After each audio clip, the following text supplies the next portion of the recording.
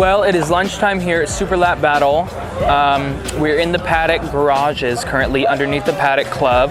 So this is my first time at Super Lap Battle. I've never been here before. I've been to Circuit of America several times for things like Cars and Coffee. I've done F1, I've done NASCAR. I haven't done the Super Lap Battle experience before. I'm here with Donovan. He's done it before, he's enjoyed it, but I haven't experienced the more independent race circuit type of situations with these teams, and specifically in comparison with NASCAR, in comparison with F1, I'm noticing just what I wasn't aware of, which was the variety just in right behind me here. We have a 370Z, we have an Evo, we have a Golf GTI, or that's an R32, and we have an STI, and that's just in this shot. That kind of variety isn't something that I was expecting here. But it's really cool. Everyone's super nice. Everyone is, the people we talk to are happy to talk about the cars. We just did the Cars and Coffee. I brought the 560 SEL down to that. It was actually our opinion that, funny enough, the Cars and Coffee was more interesting than the more expensive paid lot here. So if anyone's thinking about that and thinking about going to the paid lot versus going to Cars and Coffee, I would recommend staying in that area. I think there was better variety, I think there was more to look at, and there was more people to talk to. We're gonna continue walking through the paddock, we're gonna finish lunch out, see some really cool cars, see what the teams are up to, and yeah, we'll catch y'all later.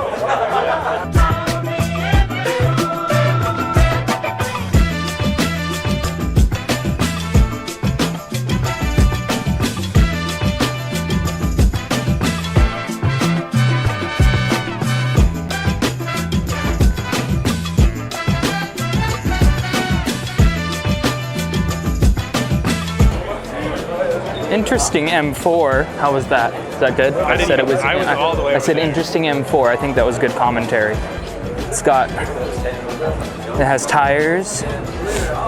No, it has tires. Look, there's tires. And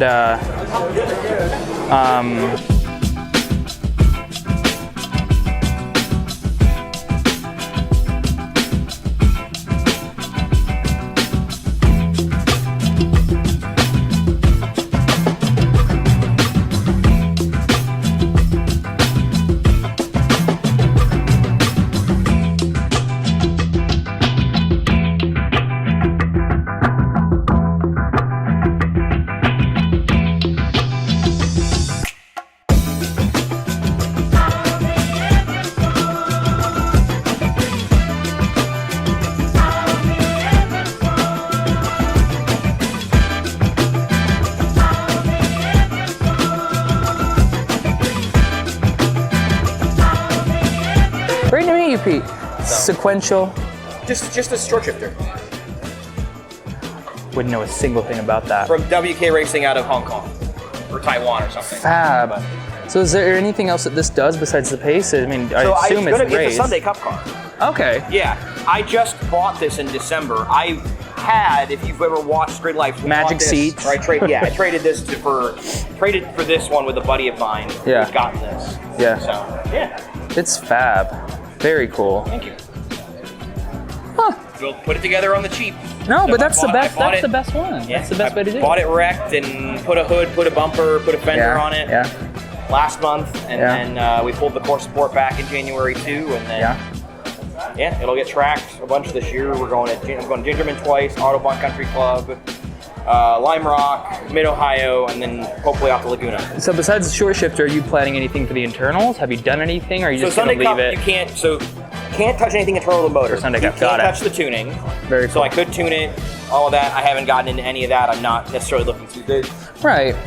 The goal of this car is to be an 80% car. It's to be, Yeah. I want to go to events. I want it to be reliable. I want to, when I'm not working in grid or somewhere else on the facility, hop in the car, go run Sunday Cup or go run HPDE. And then drive home. The whole go. No, but we've been talking about the Honda Fit Sport forever. No, okay, so I'm sorry. I've been talking about Honda Fit. He drives a 4 Series. I like the stuff that people don't like. And people don't really care for the Fit. The thing to understand with the Fit is the Fit came out as a car at the same time that the EP3 came out as a Civic, because we got it in 07. Yeah. It went on sale globally in 02. Right. Or 01, 02. Right. So the first gen fits it was a 5-6-year-old chassis when it landed on our shores. Right. Which is why we got this 2 years later. Right. So, yeah, they're great cars. I mean, this one's been great to me. I've put 2,500 miles on it already since I bought it. So, and I'm assuming this is not the tire setup you're using. Yeah. Brakes. What you're permitted to do anything with brakes? Yeah. So if I wanted to, I could do an OEM. I could do a rear disc swap. You would get more rear bias out of it if you swap it to discs, but it's enough of a pain in the rear to do. Unless you're does it. Yeah. So for Sunday Cup, I'm running the stock ones, and I'm going to continue to run the stock pedal or stock pads, caliper, size, and rotor. I don't want to deal with.